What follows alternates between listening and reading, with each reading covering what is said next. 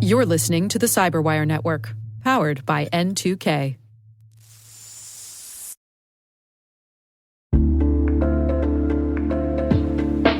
And now, a word from our sponsor, Mimecast. You're wondering if you need more email and collaboration security, because, as it turns out, just protecting your workspace with M365 isn't good enough. You just watched your entire company grind to a screeching halt, all because someone opened a phishing email. Next time, don't rely on one-size-fits-all security. Protect your inbox with Mimecast and diversify your security stack. For a free trial, go to mimecast.com and keep your business from, falling apart.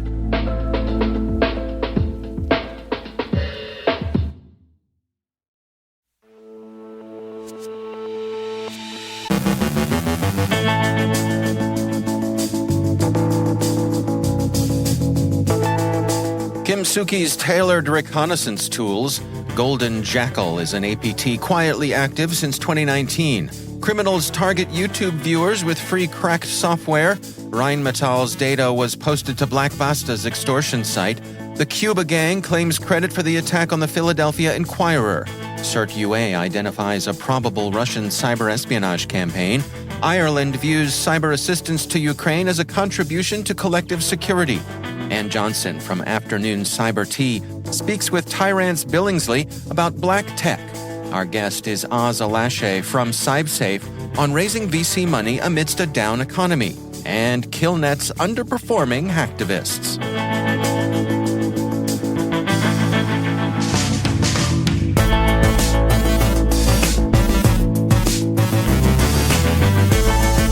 I'm Dave Bittner with your CyberWire Intel briefing for Wednesday, May 24th, 2023.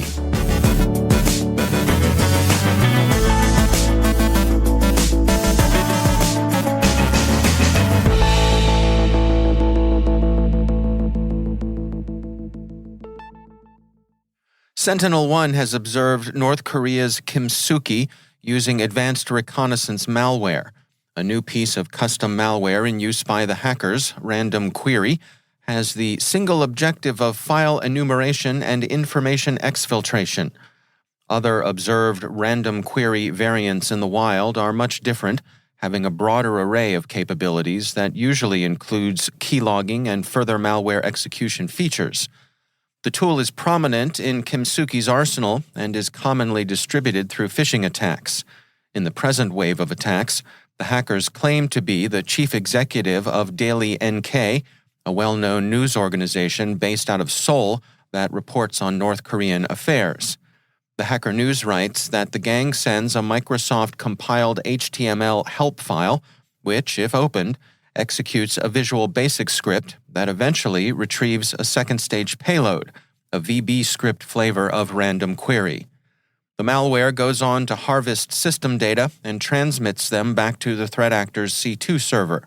The outlet reports that the lifted data include system metadata, running processes, installed applications, and files from different folders. Kimsuky is a North Korean advanced persistent threat that's operated since 2012 and is based in North Korea. The gang has been seen targeting human rights activists, defector support organizations, and news services.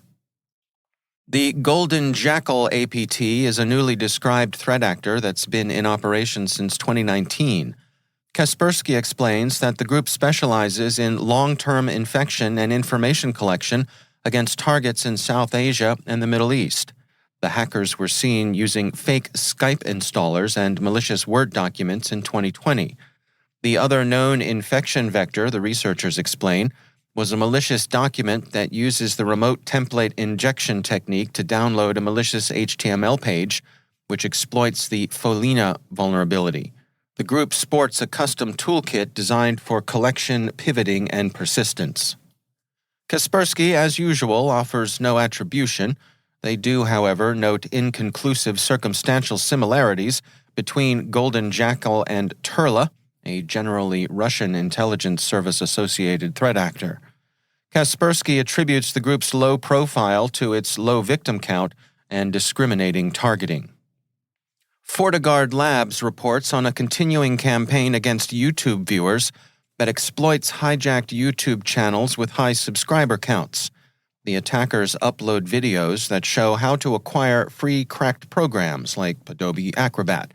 Viewers who click links in the video to the cracked software are prompted to download a password-protected archive, which is bloated with over 1 gigabyte of useless files. FortiGuard explains that this is a technique commonly used to bypass antivirus and sandboxes that do not scan files beyond a specific size due to limited CPU and RAM resources. The archive contains an info stealer, a crypto wallet clipper, a crypto miner installer with various miner controllers, and a fake cracked software downloader. In general, users take a significant risk when attempting to download free software from non-vendor sources. In this case, a user who had a crypto wallet could lose more money than if they purchased the software legitimately. Experts recommend not clicking suspicious links advertising free products. BlackBasta, recently seen in action against Swiss-based technology company ABB, continues to show a predilection for attacks against industrial firms. The double extortion ransomware gang published data stolen from German steel, defense system, and automotive manufacturer Rheinmetall on BlackBasta's extortion site this past Saturday. According to Bleeping Computer, samples on the site included non-disclosure agreements, technical schematics, passport scans, and purchase orders. Rheinmetall confirmed that it had indeed come under attack by the Russian criminal organization, which was detected in mid-April. The company notes that the attack only affects the group's civilian business. Due to the strictly separated IT infrastructure within the group, Rheinmetall's military business is not affected by the attack. The cyber attack the Philadelphia Inquirer sustained at mid-month may now be attributed to a specific criminal group. The Cuba ransomware gang has claimed responsibility. The Inquirer closely held the information behind the attack it sustained, disclosing few details. The paper's operations were significantly disrupted, and outsiders speculated that the paper was being extorted by cybercriminals. Yesterday, Bleeping Computer reports those suspicions received some confirmation. The Cuba ransomware group on May 23rd posted data stolen from the Inquirer on Cuba's extortion portal. The files, which Cuba says it obtained on May 12th, are said to include financial documents, correspondence with bank employees, account movements, balance sheets, tax documents, compensation, and source code. The gang is unaffiliated with the government or nation of Cuba. Rather, it's a Russian government-directed criminal and espionage organization. Ukraine's CERT reports that an apparent Russian cyberespionage campaign has succeeded in compromising accounts belonging to the Embassy of Tajikistan. The threat actors, whom Ukraine tracks as UAC 0063, have used those accounts in a phishing campaign designed to install a keylogger, a backdoor, and a file stealer in targeted devices. In addition to Ukraine, the campaign has affected organizations in Mongolia, Kazakhstan, Kyrgyzstan, Israel, and India. BankInfo Security writes that the campaign bears some similarities to past operations by Fancy Bear, Russia's GRU. The Irish Times says that Ireland has been rendering significant cybersecurity support to Ukraine during Russia's war, and that Dublin regards that assistance as a contribution to collective security. And finally, KillNet founder KillMilk announced today that he's dismissing the core roster of the gang because its 50 constituent groups with their 1,250 members aren't participating in hacktivism, or at least not enough. So they're all fired. He added that when KillNet returns, if it does, it will be with a whole new roster. KillMilk will be working alone until he rebuilds the group. He says he'll begin drafting a new roster tomorrow. So spare a thought for your local hacktivist auxiliary. It's so hard to find good help nowadays.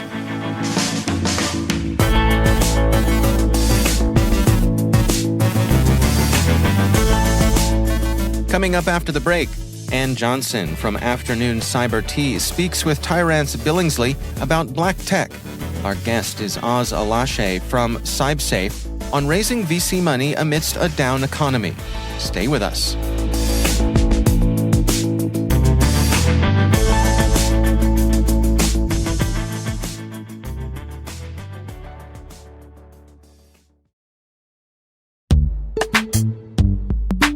And now, a word from our sponsor, SpyCloud, the cybercrime analytics leader.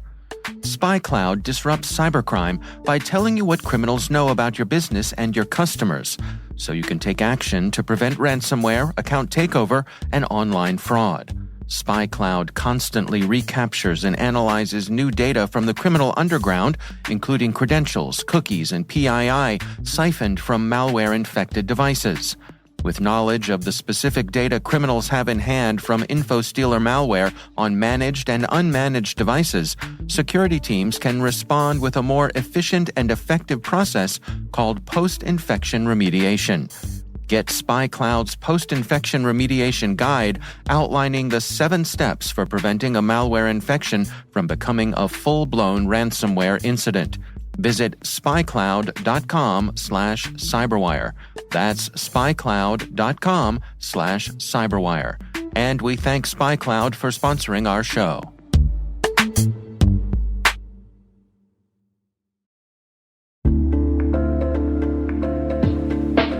Never refactor your apps again. Never get locked into an IDP. Say goodbye to your old on-prem systems and identity-managed complexity. Now you can solve your biggest IAM problems with identity orchestration, even the messy ones you thought were unsolvable. Bring Strata any IAM use case, like modernizing legacy apps to use passwordless authentication, migrating from one IDP to another, or enabling identity operation resiliency.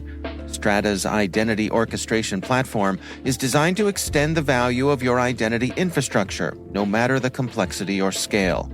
What's more, Strata's software is lightweight and flexible, developer-friendly, and vendor-agnostic.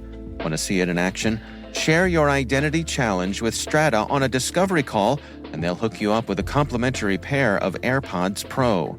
Don't miss out. Visit strata.io/cyberwire. That's strata.io/cyberwire.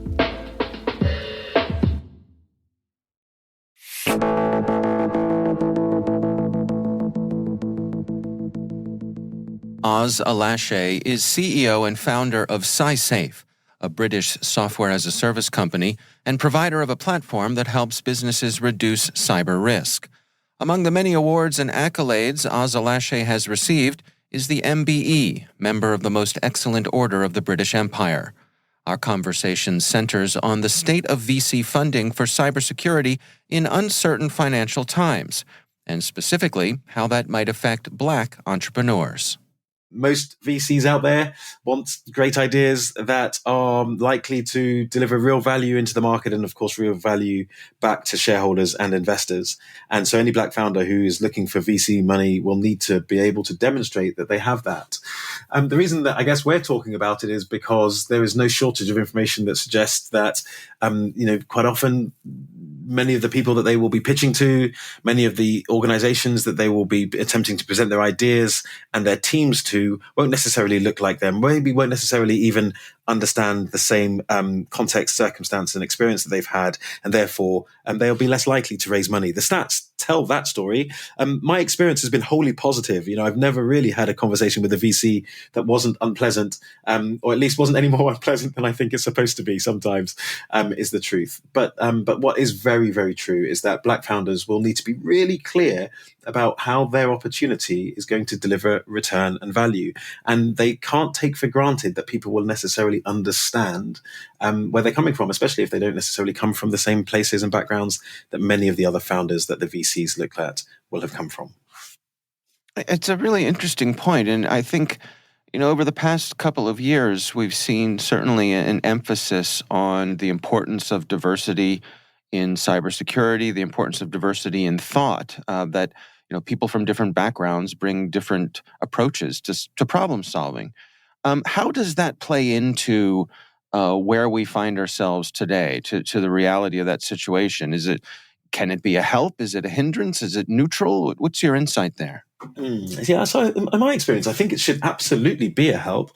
The cybersecurity industry is extremely problem-focused, and we all exist as security professionals to address challenges that really come about because of the intersection between people and technology and the future, the things that we're trying to do as a society with technology, the things that individuals are trying to do, solving problems.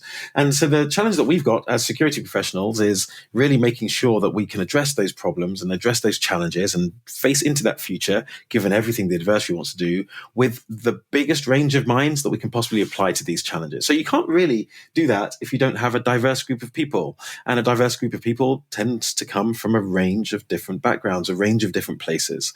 And so diversity of mind and thought is important, as is diversity of ethnicity, as is diversity of gender, as is diversity of socioeconomic group. All of these things bring different backgrounds. And so what we see today, I believe, is an increasingly diverse landscape. But it needs to happen faster because the problem set isn't going away. The challenges are only increasing, and we need even more brilliant minds applying themselves to these challenges. Do you suppose it's fair to say, or is it overstating it, that a Black entrepreneur coming into a meeting like this may have to be more prepared than someone else?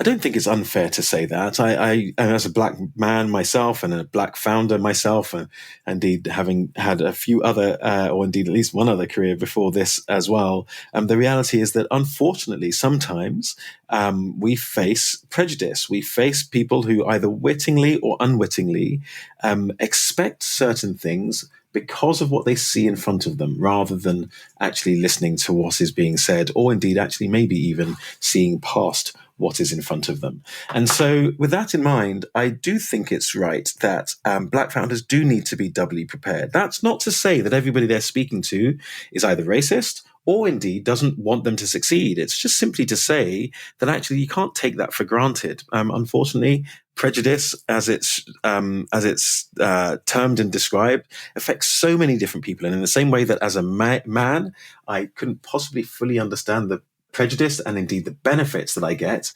as a male necessarily fully compared to, for example, some of my female founders. The same is true with non-Black founders and Black founders. And so they do need to turn up more prepared to ensure that actually the good idea, that hopefully is as good as an idea as anybody else's, is going to be heard, is going to be understood, and is going to get the opportunity that it needs to succeed. What's your advice for folks who are in this situation? You know, looking around the room and not seeing very many people who look like them. Do you have any words of wisdom?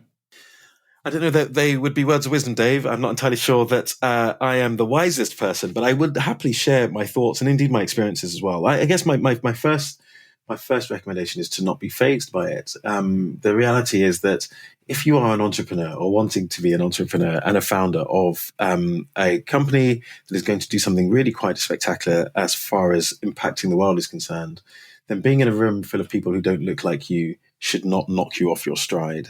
It's not ideal. It's not what we would seek, but it is the reality of the world today. And actually, it doesn't necessarily need to be a bad thing. There are so many good VCs and investors out there who really only care about the problem that's to be solved and the opportunity in the market. So don't be fazed by it would be maybe one bit of advice I would give by people. Go, do your best, be your best, and help these people understand why you truly are going to change something spectacular. The other thing I would say is to maybe speak to other people who are in the same situation as you. That's a founders, regardless of background. You know, ultimately, the more that you can hear and learn about the experience of raising money, the more it's going to feel less alien to you, and that in itself is going to help. But the other thing I would say is bear in mind that ultimately what you are doing is selling an idea, yourself and your team. And of course, ideally your business, you know, depending on what stage you're at, you already have a business, you're already generating revenue, and indeed you already have customers. And all of those things need to be presented well. And it doesn't matter what color you are. If you present them badly, you're not going to go anywhere. So again, I would just really focus on making the most of the opportunity rather than focusing too much on the disadvantages. Ultimately, the disadvantages are not ideal, but they are absolutely surmountable. That's Oz Alashe, CEO and founder of CySafe.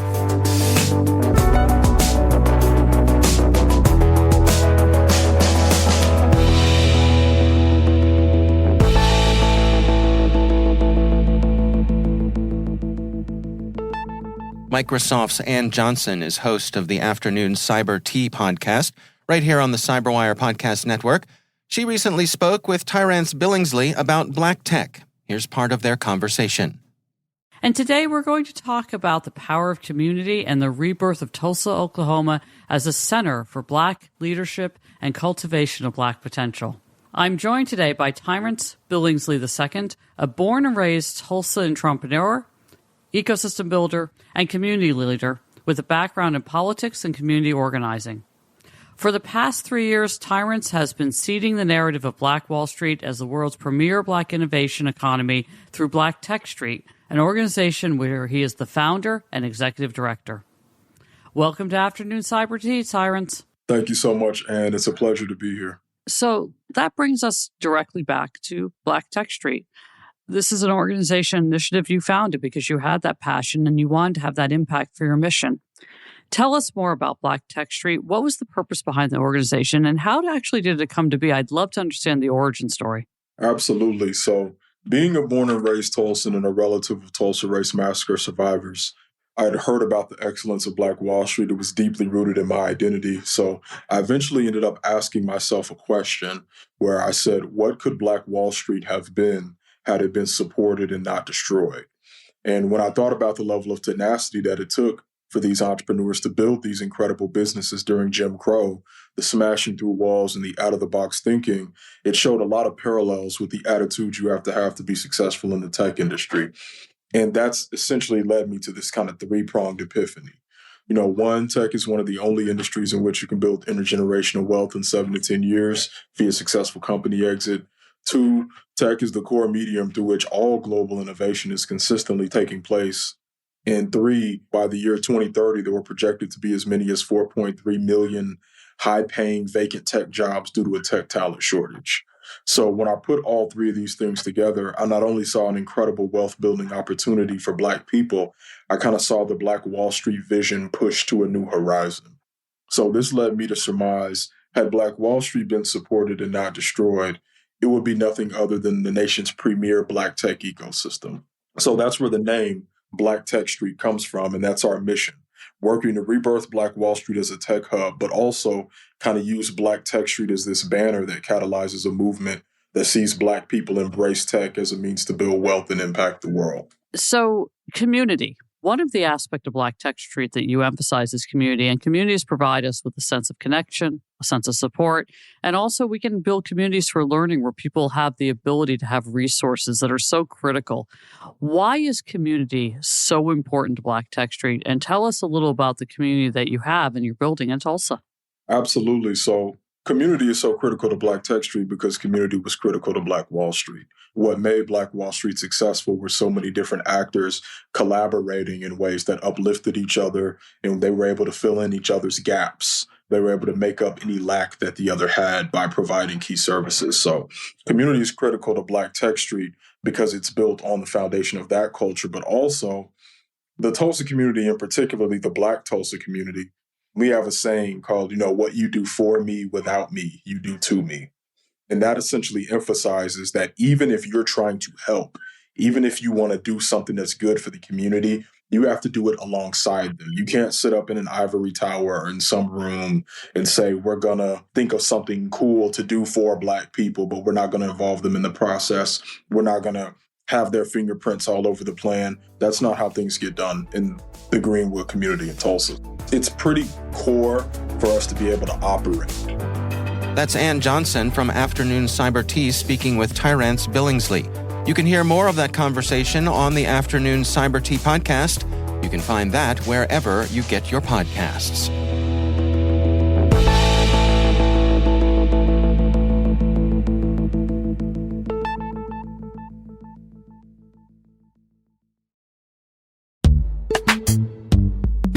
And now, a word from our sponsor, Halcyon. Ransomware is still one of the largest threats facing businesses in 2023. The Halcyon platform was built to stop it through a multi-layered protection approach featuring full encryption key capture, automated decryption, and the ability to prevent other security tools on the endpoint from being unhooked. Learn more about how they're leveraging capsule network-based machine learning to reduce ransomware recovery times down to minutes by visiting halcyon.ai.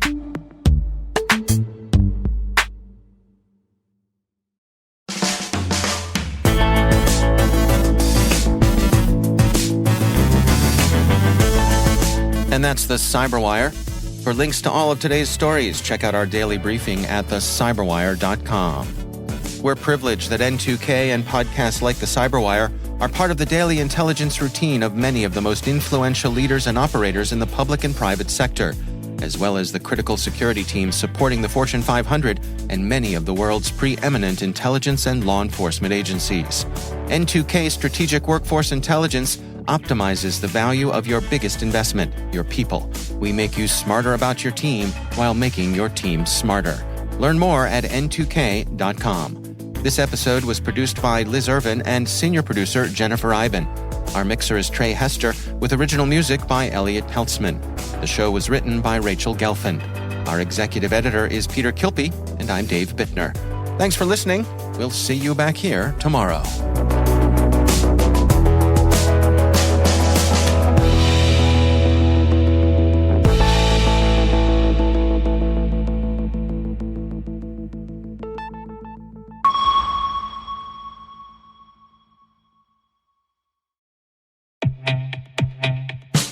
Tired of cybersecurity mega conferences? MWise is different. With a focused agenda and targeted problem solving, MWise is where security's best go to get better. From September 18th through the 20th in Washington, D.C., you'll join a special community of security's sharpest minds, hear perspectives you might not get anywhere else, and reach a new level of mastery that'll prepare you for what's next. Register early and save at mwise.mandiant.com/conf23. That's mwise.mandiant.com/conf23.